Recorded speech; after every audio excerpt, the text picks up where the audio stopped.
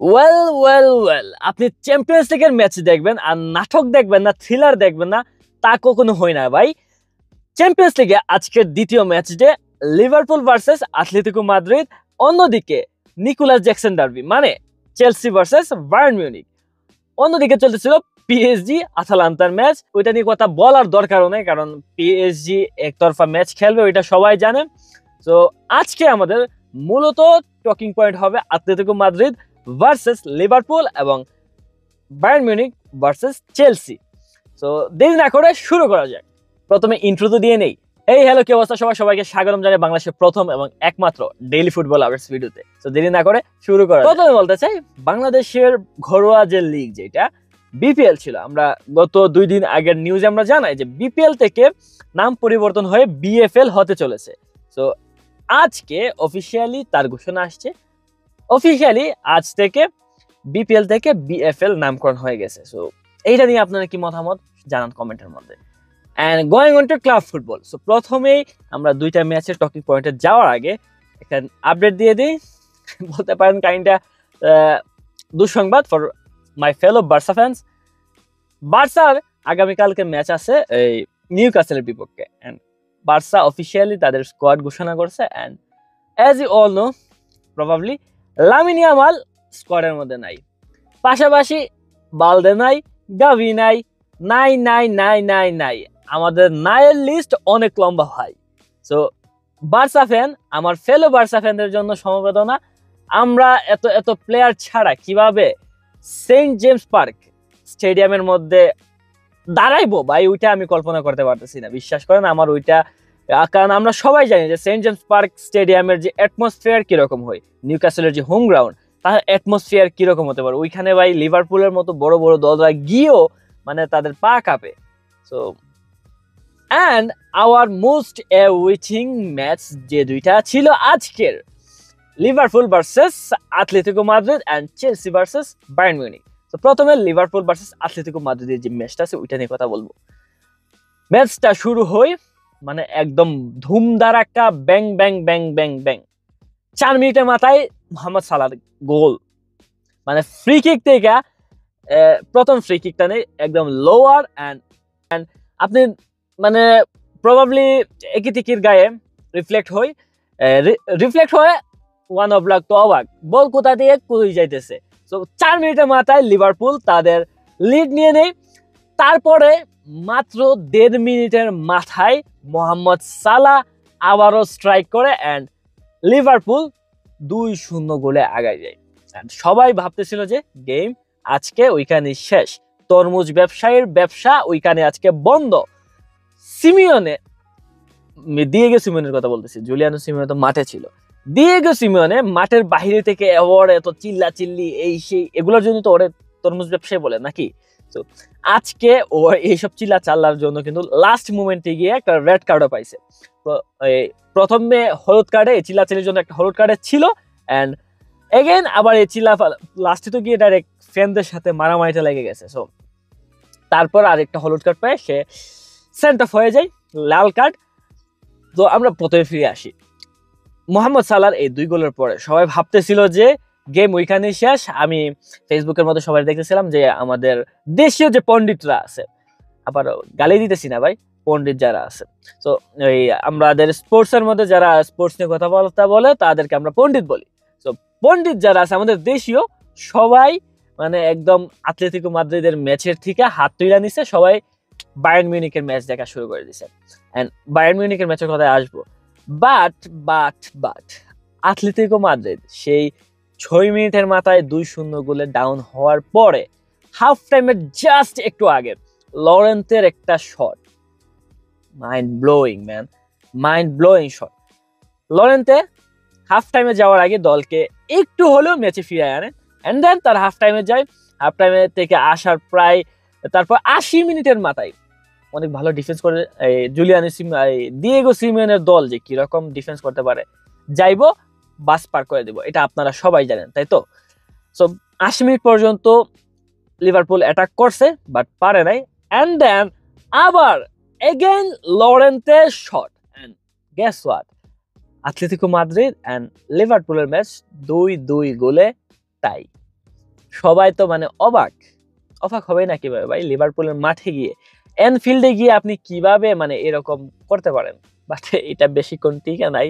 তারপরে Atletico Madrid সব player নিয়ে ডিফেন্সে বসাই দেওয়ার পরে এটাকে তো কেউ ছিল না। লিভারপুল একের পর এক যে বম ঢালতেছিল, এই কর্নার তো শেষই হইতেছিল না। লাস্ট কর্নারটা যেই কর্নারটার মধ্যে আর কি গোল হয়েছে, বিশ্বাস করেন গোল হওয়ার আগেই আমার বুকের মধ্যে কেন যেন ধপ করতেছিল। কারণ আমরা এই সিজনের শুরু থেকে দেখে আসছি যে লিভারপুল 80 মিনিটের পরে গোল দিয়ে ম্যাচ জিততেছে। এটা আমরা কিন্তু এই সিজনে দেখে অভ্যস্ত হয়ে গেছি অলরেডি। তাদের প্রত্যেকটা ম্যাচের মধ্যে 80 মিনিটের শেষে গোল দিয়ে ম্যাচ জিতছে। তো এই ম্যাচের মধ্যে যখন 90+1 মিনিটে এই প্রথমে কর্নার যায় ওই সাইড থেকে, তারপরে আসে এই সাইডে আসার পরে মানে এই কর্নারটা যখন পাই, তখনই আমার বিশ্বাস করেন বুকটা ধপ করে উঠছে। And I realize nothing is wrong, sorry something is wrong.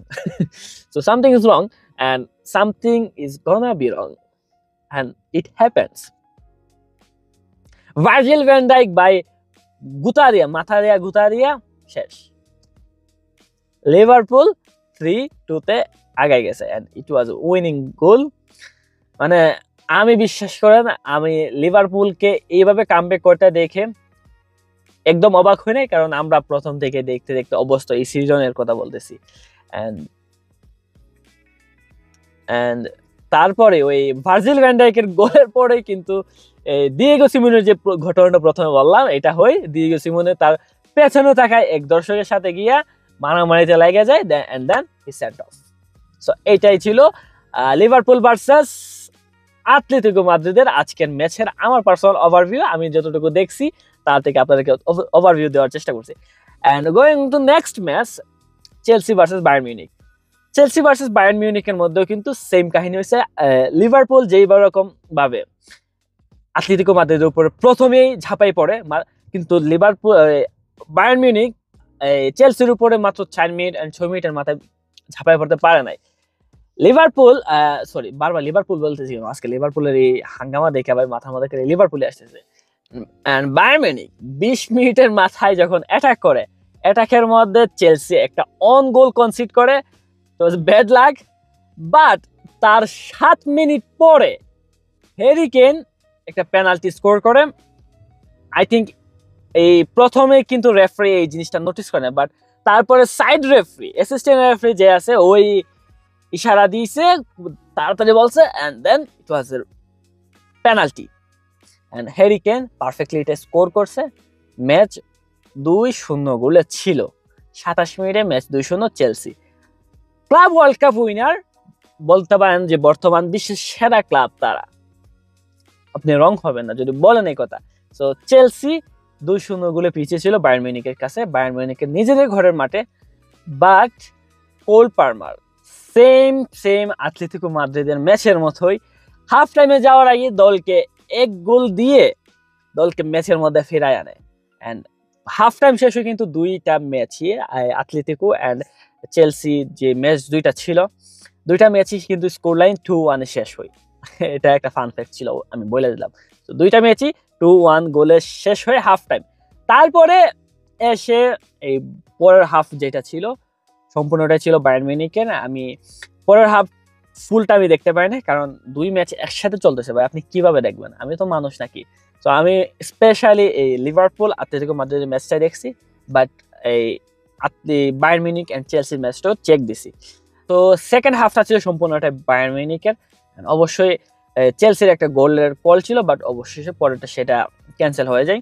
So ম্যাচটা শেষ হয় চেলসি 1, এই বায়ার্ন মিউনিক 3। সো এটা আসলে একটা আইডিয়াল ম্যাচ ছিল না।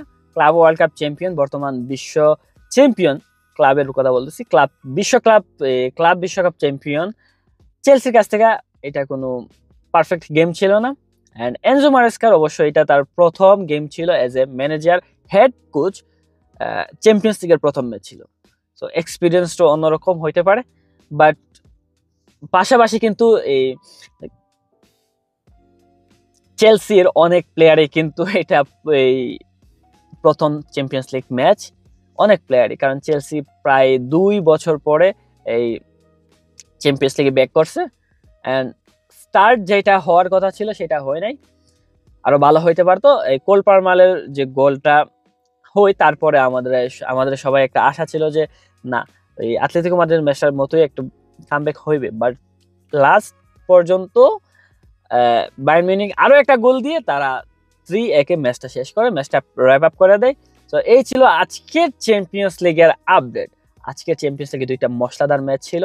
সো কোন ম্যাচটা আপনি কতটা এনজয় করছেন, আপনি কোনটা দেখছেন, জানাই দেন কমেন্টের মধ্যে। এবং ভিডিওটি ভালো লাগলে এরকম ভিডিও আপনার নিউজ ফিডের মধ্যে রেগুলার পেতে সাবস্ক্রাইব করুন 90 মিনিট প্লাসকে। Football all along.